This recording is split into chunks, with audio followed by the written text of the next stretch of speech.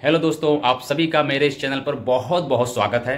दोस्तों, आज मैं आपको 4 ऐसे ज़बरदस्त तरीके बताऊंगा जिससे आप अपने घर का बिजली का बिल काफ़ी हद तक कम कर सकते हैं।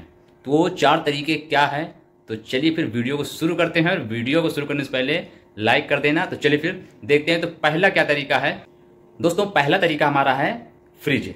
यानी कि जब आप फ्रिज का इस्तेमाल करते हैं तो आपको किस तरीके से इस्तेमाल करना है कि फ्रिज का बिजली का बिल कम आए। समझ गए?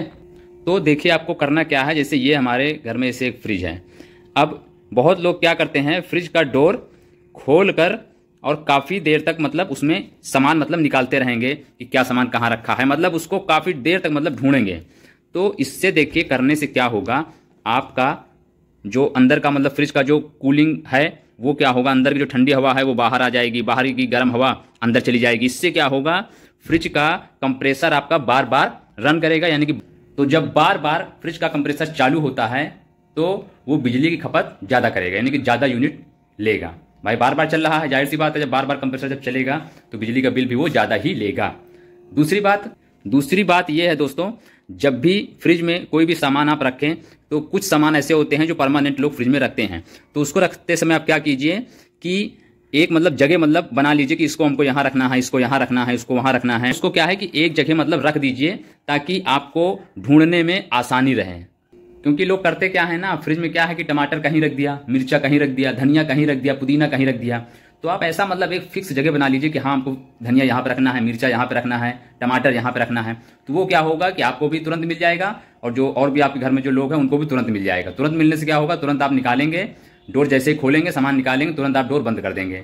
तो फ्रिज का कंप्रेसर बार बार चालू नहीं होगा, जिससे बिजली बिल कम आएगा।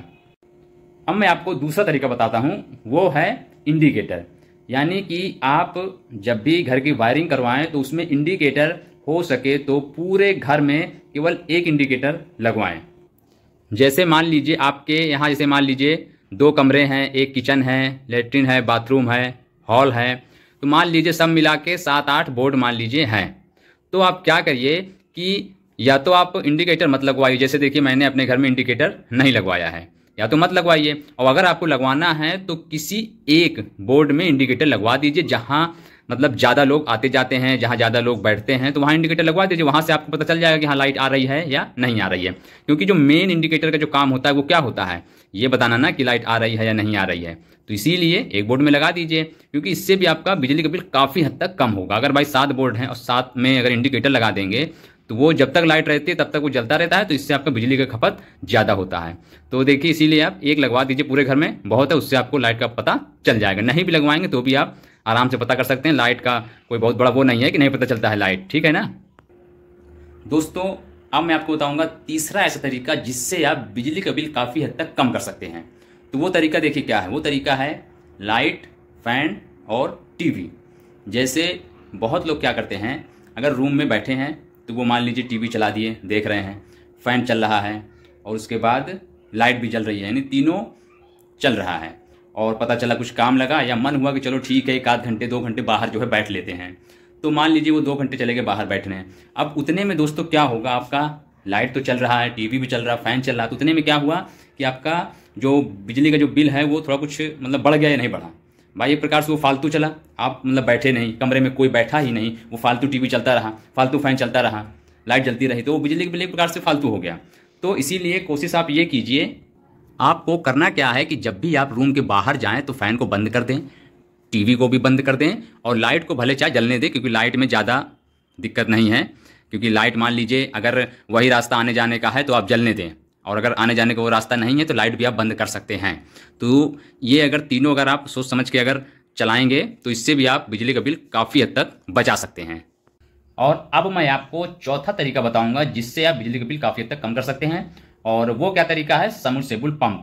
यानी जिसके भी यहाँ सबमर्सिबल पंप लगा है, तो बहुत लोग क्या करते हैं कि अगर उनको काम है केवल 1 बाल्टी का, लेकिन वो क्या करते हैं पानी को चला देते हैं। जैसे उन्होंने मोटर चला दिया, अब काम तो है 1 बाल्टी का, तो 1 बाल्टी तो उन्होंने भर लिया। उसके बाद वो क्या करते हैं, मोटर को नहीं बंद करते हैं, या मोटर को वो बंद करना भूल जाते हैं। और बहुत लोग तो भूलते नहीं हैं, वो क्या करते हैं ना, वो जैसे क्या है कि अब मुंह अगर धुल रहे हैं तो मोटर चलने देंगे, मुंह धुल रहे हैं, मोटर चल रही है। बहुत लोग तो नहा रहे हैं तो मोटर चला के नहाते हैं, मतलब नहाते जाएंगे मोटर चल रही है, नहाते जाएंगे मोटर चल रही है, पता चला नहाना 1 बाल्टी है और गिर गया पता चला 100 बाल्टी।